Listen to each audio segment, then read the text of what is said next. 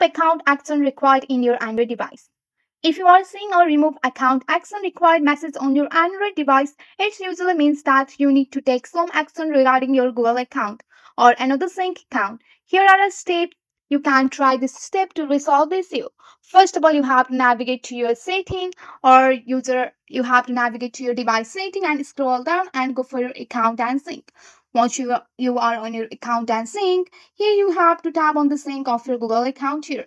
And after that, you have to tap on the Google account. Once you are on your Google account, ensure that the sync setting are enabled for the services that you want. Here you can see the all services and you have to enable the sync setting from the account and sync.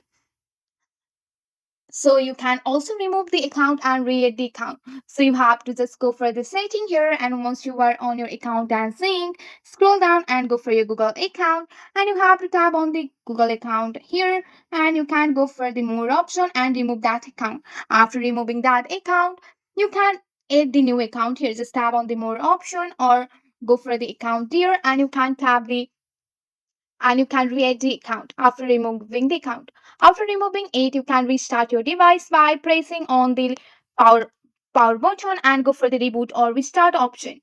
Also, you can clear the cache for your Google services. You have to tap on the Google services and go and clear the cache of your Google services. If none of this above step work, you may need to contact to your device manufacturer or Google support for further assistance.